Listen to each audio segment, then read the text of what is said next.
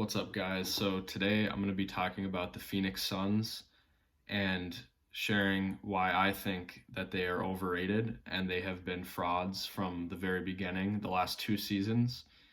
And we all bought into them too much and overrated them. So the first thing I want to talk about is their playoff opponents and how they won those series. So let's go back to last year to see them playing the Lakers in the first round with Anthony Davis getting injured. Obviously, the Lakers were up 2-1 and would have most likely took that series had he not got injured. And second round, they run into the Nuggets without Jamal Murray and Michael Porter Jr.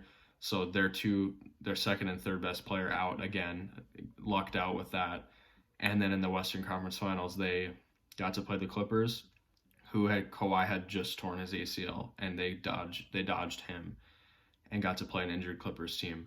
So the three teams they beat on their way to the finals were all injured, and it's debatable. I think they would have beat the Nuggets, but the two LA teams, you could argue would have beat them if they were healthy.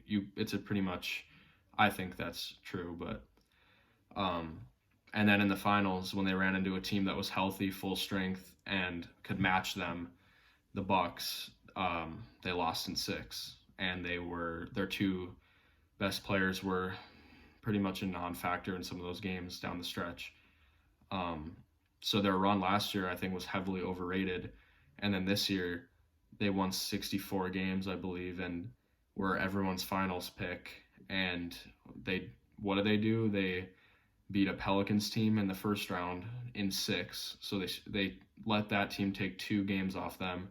A team that was in the play-in tournament was like the 10 seed or 9 seed and had to win 2 games to even get in. They lost 2 games Pelicans took 2, struggled in that series, and that was close to going 7.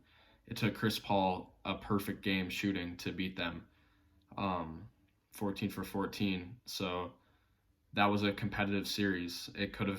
Some of those games were very close, but that beating the Pelicans, I don't think that's too impressive.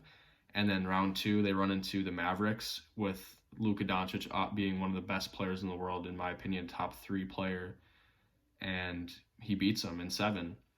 And Game 7 was an all-time embarrassment of a performance. Devin Booker had around 11 points or something. It might have even been in the single digits, and Chris Paul looked washed. So 2 back-to-back amazing regular seasons and 0 titles to show for it. And maybe they've been frauds this whole time, and we just couldn't see it.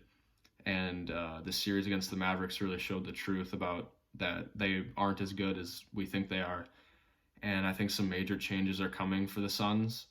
I think DeAndre Ayton is on his way out. He's definitely going to want to go get a max contract, which it's debatable whether or not he deserves it, but he'll get one from maybe Charlotte, maybe just a team that's on the bridge, just right there, needing to get one more piece to get into the playoffs. A team like that would give him the money he wants, and the Suns probably won't.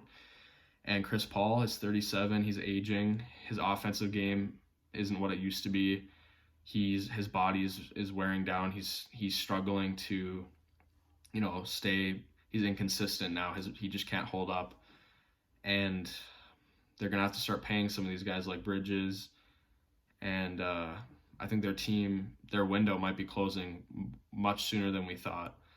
So that's just my opinion. I think that they've been overrated the whole time. They are potentially, we could call them frauds. So let me know what you guys think, and thanks for watching.